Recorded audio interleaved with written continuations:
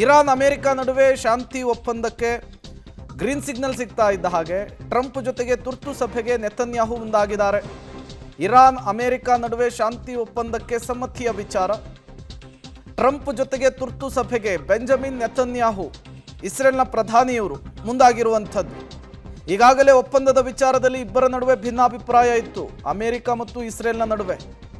ಸಭೆಯಲ್ಲಿ ಬಗೆಹರಿಯುತ್ತಾ ಉಭಯ ನಾಯಕರ ಮನಸ್ತಾಪ ಅನ್ನೋದು ಕುತೂಹಲ ಕಾರಣವಾಗ್ತಾ ಇದೆ. ಬಟ್ ಇಲ್ಲಿರುವಂತಹ ಸಮಸ್ಯೆನೇ ಅದು.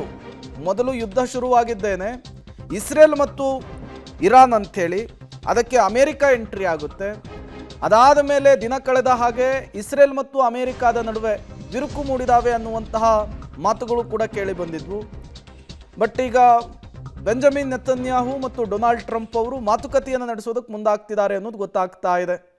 ಈಗ ಇರಾನ್ ಜೊತೆಗೆ ಶಾಂತಿ ಸಂಧಾನ ಅಂಥೇಳಿ, ರಾಜಿ ಸಂಧಾನ ಅಂಥೇಳಿ ಡೊನಾಲ್ಡ್ ಟ್ರಂಪ್ ಘೋಷಣೆ ಮಾಡಿಬಿಟ್ಟಿದ್ದಾರೆ. ಬಟ್ ಬೆಂಜಮಿನ್ ನೆತನ್ಯಾಹು ಅವರ ಕನ್ಸಿಡರ್ ಮಾಡಿಲ್ಲ ಅನ್ನುವಂತಹ ವಿಚಾರ ಕೂಡ ಮುನ್ನೆಲೆಗೆ ಬರ್ತಾ ಇದೆ. ಈಗ ಡೊನಾಲ್ಡ್ ಟ್ರಂಪ್ ಅವರೇ ಬೆಂಜಮಿನ್ ನೆತನ್ಯಾಹು ಅವರನ್ನು ಕೂಡ ಸಮಾಧಾನ ಮಾಡಬೇಕಾಗುತ್ತೆ. ಈ ರಾಜಿ ಸಂಧಾನದ ಒಪ್ಪಂದದ ವಿಚಾರವನ್ನು ಸಂಬಂಧಪಟ್ಟಂತೆ ಕನ್ವಿನ್ಸ್ ಮಾಡಬೇಕಾಗುತ್ತೆ. ಅದು ಹೇಗಾಗುತ್ತೆ ಅನ್ನೋದನ್ನು ಕಾದು ನೋಡಬೇಕಿದೆ.